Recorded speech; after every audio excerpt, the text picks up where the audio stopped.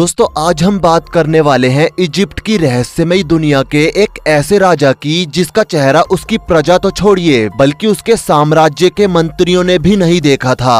असल में दोस्तों हम बात कर रहे हैं पूरे मिस्र साम्राज्य के सबसे रहस्यमयी राजा और फिरौन के बारे में, जिसे तूत के नाम से जाना जाता है। बात है करीब 13वीं शताब्दी की, जब पूरा मिस्र कई तरह की परेशानियों से जूझ रहा था। उस समय सबसे बड़ी परेशानी ये थी कि मिस्र के हर घर से अचानक लड़कियां गायब हो रही थी। गायब होने वाली लड़कियों में हर उम्र की लड़कियां थी। पहले लोगों को लगा कि ये सब मिस्र के राजघराने के बड़े मंत्री कर रहे हैं, क्योंकि वो अपनी हवस मिटाने के लिए ऐसा करते थे। उन्हें जो भी लड़की पसंद आ जाती थी वो उस लड़की को कुछ सैनिक भेजकर उठवा लाते थे। लेकिन अचानक एक दिन हाहाकार तब मच गया जब मिस्र के सबसे बड़े राजमहल से करीब 50 से 60 लड़कियां गायब हो गई। किसी को कुछ नहीं पता था। पूरे मिस्र में ये बात आग की तरह फैल रही थी। उस समय मिस्र पर आखनातन का राज था। आखनातन भी इस बात से हैरान था कि आखिर ये हुआ कैसे, लेकिन उसे कहीं न कहीं पता था कि ये सब कुछ अदृश्य शक्तियों का मामला है, क्योंकि आखनातन भी इन शक्तियों को बहुत मानता था। कई दिनों तक ऐसा चलता रहा।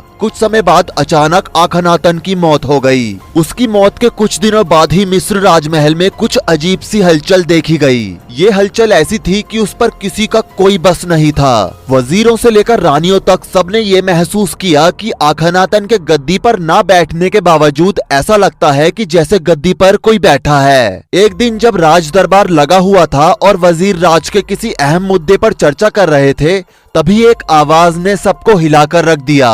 एक भारी आवाज ने सभी को संदेश दिया कि मैं आखनातन का बेटा आज से इस गद्दी पर राज करूंगा।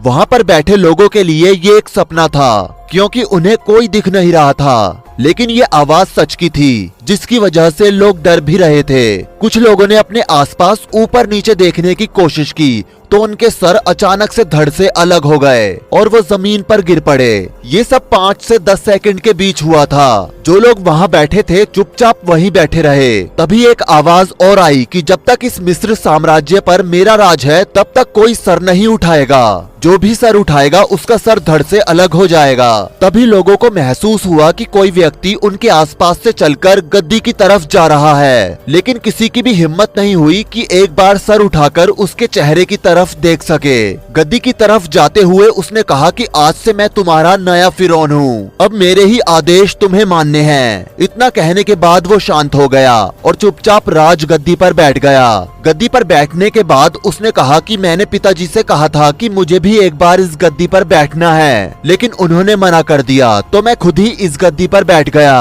अब जब तक मेरा मन करेगा मैं इस गद्दी पर बैठूंगा, लेकिन आपको मुझसे डरने की जरूरत नहीं है। मैं किसी को कोई नुकसान नहीं पहुंचाऊंगा।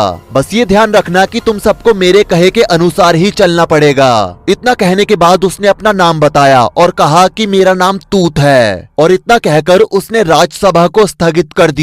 उस सभा में उपस्थित आधे से ज्यादा लोग अभी तक ये समझ नहीं पा रहे थे कि आखिर ये आखनातन का बेटा कैसे हो सकता है, क्योंकि उसका सारा परिवार तो वहीं पर था जो कि गद्दी के लिए लड़ रहा था। ये बात एक ही रात में पूरे मिस्र में फैल गई। साथ ही मिस्र के आसपास के क्षेत्रों में भी इस बात से हाहाकार मच गया। आसपास के राज्यों को लगता था कि अब शायद वो मिस्र से हाथ मिलाकर अपने संबंधों को अच्छा कर लेंगे। इसलिए मिस्र के पास के राज्य के कुछ राजा मिस्र पहुंचे और दरबारियों से कहने लगे कि हमें तुम्हारे नए फिरौन से मिलना है। दरबारी वैसे भी पहले से डरे हुए थे। उन्हें खुद कुछ समझ नहीं आ रहा था कि आखिर क्या किया जाए, इसलिए उन्होंने फिरौन से मिलने का कारण पूछा। दूसरे राज्यों से आए राजाओं का कहना था कि कह दो अपने नए फिरौन से हम उसकी तरफ दोस्ती का हाथ बढ़ाने आए हैं। दरबारियों को कुछ समझ नहीं आया। तभी उनमें से एक दरबारी ने कहा कि आप इंतजार करो, मैं आपका संदेश उन तक पहुंचा कर आता हूँ। जब दरबारी फिरौन के कक्ष की तरफ बढ़ा तो उसे डर लगा, लेकिन उसका काम ही यही था, इसलिए उसने अपने कदम आगे बढ़ाए और फिरौन के कक्ष के पास जाकर आवाज लगाई, लेकिन कोई हलचल नहीं हुई। उसे पहले थोड़ा सा अजीब लग रहा था, क्योंकि फिरौन के कक्ष के पास ना तो कोई दासी थी और ना ही कोई सैनिक। उसने वहां काफी देर तक फिरौन को बुलाने की कोशिश की, लेकिन जब कोई जवाब नहीं आया तो वो वापस जाने लगा।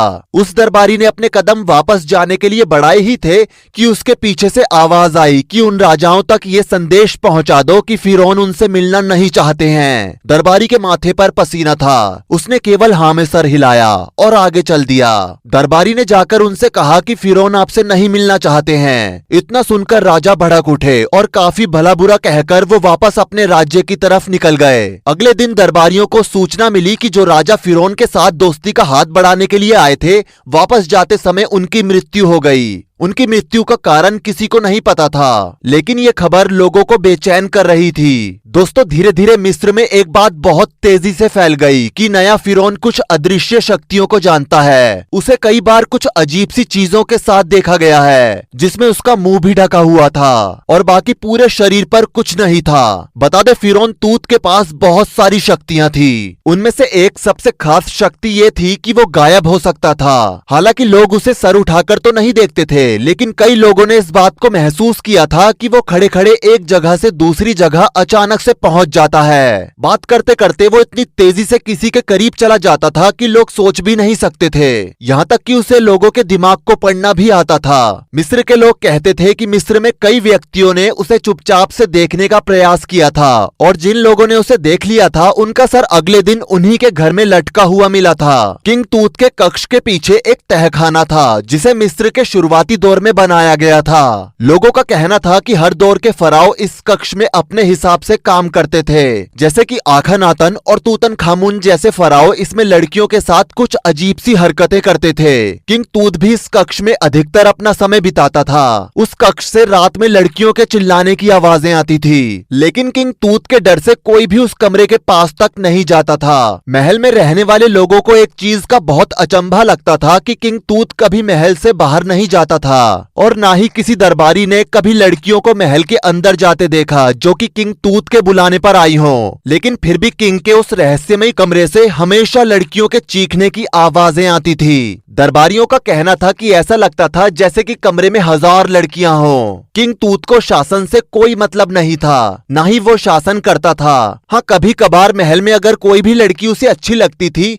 तो किंग उसे अपने कक्ष में जरूर बुलाता था। एक बार कक्ष में जाने वाली लड़की कभी बाहर नहीं आती थी, इसलिए धीरे धीरे महल की लड़कियों में किंग को लेकर बहुत खौफ हो गया था। एक समय बाद अगर किंग तूत किसी लड़की को आने के लिए कहता था तो वो लड़की आत्महत्या कर लेती थी। लेकिन एक दिन कुछ ऐसा हुआ जिससे मिस्र की पूरी सूरत बदल गई। असल में पूरा महल किंग का इंतजार कर रहा था, लेकिन उस दिन दरबार में कोई दस्तक नहीं हुई। ऐसा काफी दिनों तक चला।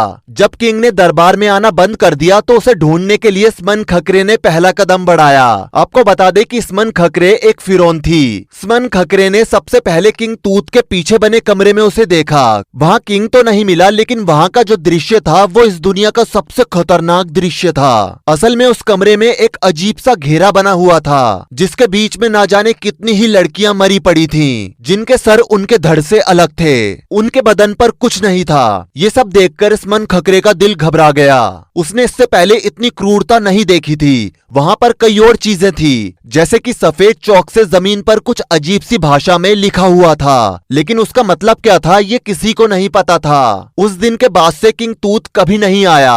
उस कक्ष में कुछ लड़कियां जिंदा भी थीं। उन्हें बाहर निकालकर जब उनसे पूछा गया तो उन्होंने बताया कि हमने किंग का चेहरा तो नहीं देखा, लेकिन वो दिन भर कुछ बोलता रहता था और थोड़ी थोड़ी देर में लड़कियों को मारता रहता था। बता दे, उस कमरे से जिंदा लड़कियों को तो निकाल लिया गया और उसके बाद उस कमरे को हमेशा के लिए बंद कर दिया गया, क्योंकि उसमें मरी हुई लड़कियों की संख्या इतनी ज्यादा थी कि उन्हें कभी नहीं निकाला जा सकता था। दोस्तों, मिस्र का ये रहस्य आज तक नहीं सुलझ पाया है कि किंग तूत ऐसा क्यों करता था और किंग तूत कोई इंसान था या फिर अदृश्य हैवान, ये आज भी एक रहस्य ही है। प्राचीन मिस्र पर खोज कर रहे वैज्ञानिकों से मिस्र के लोग अक्सर पूछते रहते हैं कि किंग तूत क्या चीज थी, लेकिन मिस्र वासियों का ये सवाल सुनकर आर्कियोलॉजिस्ट और वैज्ञानिकों के मुंह पर भी ताले लग जाते हैं। वैसे दोस्तों, आपको क्या लगता है किंग तूत क्या चीज थी? क्या वो इंसान था या फिर कुछ और? नीचे कमेंट करके जरूर बताएं। वीडियो को लाइक करें, शेयर करें और ऐसी ही और वीडियोस के लिए इस चैनल को सब्सक्राइब करके साथ में बेल नोटिफिकेशन को भी ऑल पर सेट कर लें। धन्यवाद।